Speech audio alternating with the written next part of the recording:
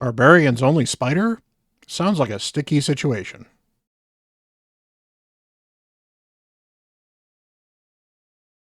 Hello, everyone. Bront, CatHerder here. We're having some fun talking Raid Shadow Legends, and specifically, we're going to be talking about the Barbarians Only Spider Tournament. Now, if you're interested in doing this, which you can get some of these Prism Shards here, which is from the Faction Unity, I recommend giving it a shot. The Faction Unity Champion giving a chance to pull for this is pretty good. It's not a bad place to spend your energy, especially during CVC. And you know what? You get a increased chance of getting a legendary occasionally from this, and the worst case, you get an epic you didn't really care about. If you're going for hammer points, this is not a bad one to grab as well. You don't necessarily need it, especially if you've done all the fusions, but or not all the fusions, but all the shard pulls. But you know, it is what it is, and the rewards are not too bad on this overall. Mostly the hammer points are nice, and of course, I really do like these prism shards when you get a chance to grab them. Now, if you decide you don't want to do the barbarian only version, that's fine. You've also got an option to get them in this Odin trial as well.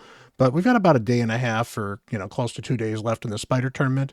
And I figured I would show you guys two different teams that you can use for barbarian. One works really well on spider 20 and one works on 10 hard, or at least on my account, it works on 10 hard. If you're struggling to get through 10 hard, you might be able to scale it down to 6 hard pretty easily. In fact, I think it should very easily scale down to 6 hard because the speeds are a lot slower on 6 hard. So let's go take a look and hop into those teams. All right, so the good news is that this normal team we're doing for Spider 20 is very accessible. You've got Haikatoon here, we've got Syl, we've got Thor, who is the latest fusion, and then we've got two rares, War Maiden, who's a farmable, and Soulbound Boyer, who's actually a really good rare for a lot of the secret rooms as well. So we've got Haikatoon basically in high speed. She's got some accuracy, but as long as you just got a year's amount of speed, you have her pushing the turn meter forward, and that just makes sure that everyone gets lots and lots of turns. You've got Syl. Syl is built in Relentless. She's reasonably fast. She has enough accuracy to land the stuns. You do want to prioritize the revive just because she will tend to do this A2 if you don't prioritize the revive. So that is very helpful as well. Otherwise, she's built with reasonable amount of defense and HP, and to fair, my count is very endgame, so these stats may be a little higher than normal.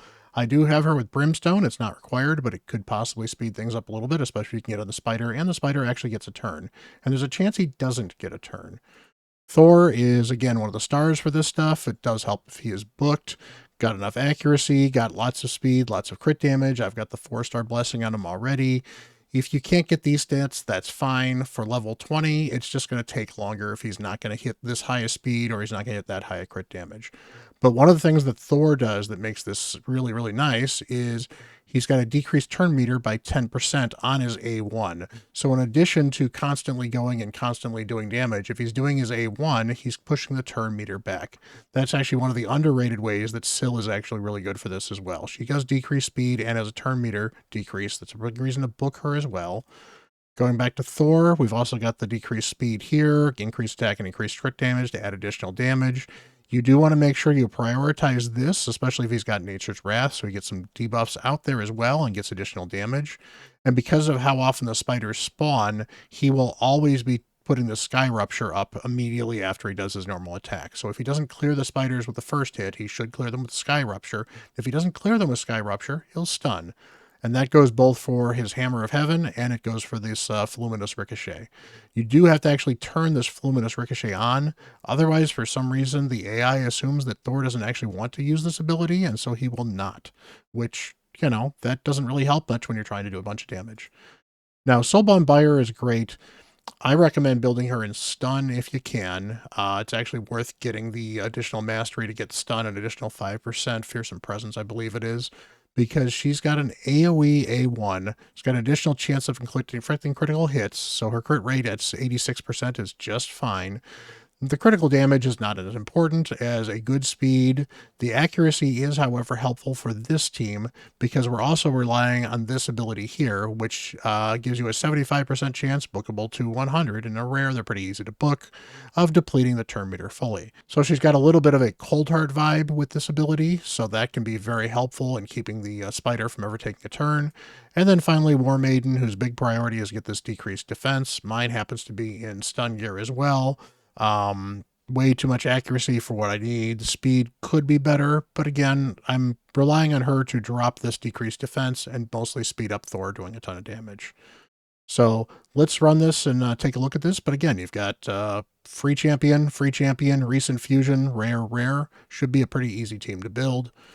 So we save that, go out here, and we'll get this started. Now, this is not going to be a super fast team.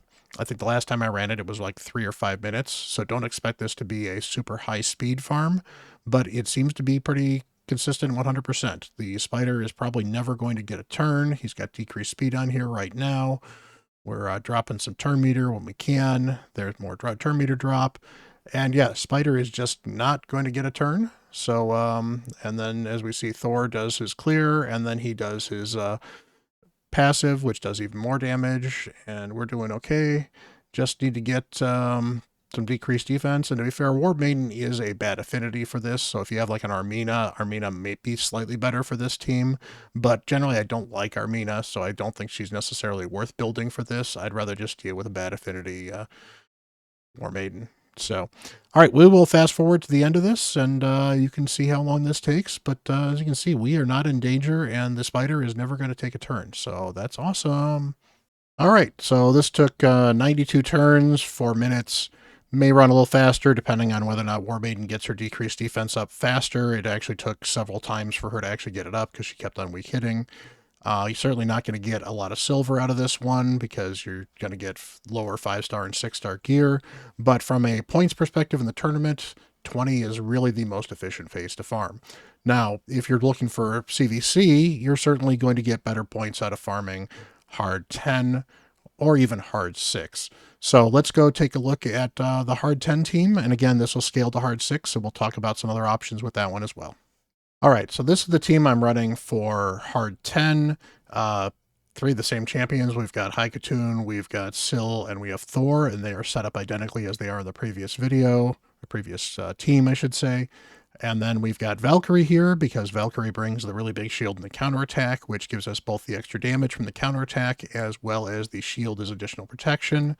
And then Opardon, who you'll see here, we've got the A1, not a huge deal because I don't have enough accuracy on him to do any decrease. He does increase some of his turn meter, but that's not a big deal. One of the reasons I liked him is he is a 9-piece protection. He brings 2 continuous heals, and he removes a buff. And I've actually booked him specifically for this, amazingly. That probably not the best idea. If you have an Opardon, you probably don't need to book him. But booking him for this seemed good. Putting him in 9-piece protection seems good because he'll get an extra 10% damage on Thor.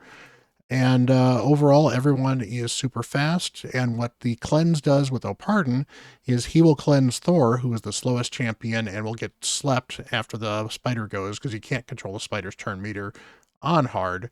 So Thor will get his sleep cleanse, so he gets additional turns, making it significantly faster. Opardon keeps everyone else alive for the most part. Haikatoon tends to drop, but that's where Syl comes in to drive everyone up. Now, if you can't hit these speeds, and I realize these speeds are pretty fast, you've got the 232 here, Haikatoon's over 270, 280. It does help that she's got the 19% speed aura, and it does help that she does do the increased turn meter and the increased speed here. But if you cannot hit these speeds, dropping down to 6 will make it significantly easier because the difference in speed between the spider at level 6 and level 10 is almost a full 100 points. The spider is, I think, 245 or 250 at hard 10 and drops all the way down to about 150 at spider 6. So if you're not doing this on spider 10, you still want to do this on hard, spider 6 will work just fine with a team similar to this. Don't have an Opardon? That's fine. You could put War Maiden in here and just hope you can do additional damage. That's fine as well. Don't have a Valkyrie? You can certainly do something similar to the same. You can also try like a Fat Man to do additional damage. You can do a couple of other options. Armina might be interesting as well. It certainly helps to have additional healers or additional revivers just to make sure that you've got additional healing or some other way to stay protected. If you've got a Chronom and a Demarja, you could actually use Chronom and Demarja in place of Valkyrie and Opardon. Demarja will actually bring some additional healing and some additional revival, and Chronom brings additional damage through his burns, so that's an option as well. So there's a couple different things you can do, and obviously you're going to be a lot easier on 6 than 10, but this particular team with these speeds will work on 10, so let's go take a look at it. Again, it's not going to be super fast, but in this case, we're talking about a 2-minute run here, so we'll sit through the entire run. But we should, Valkyrie is pretty fast on my account, and then Pardon goes. Syl goes and tries to stun many people as you can. Thor kills him anyway, not a big deal.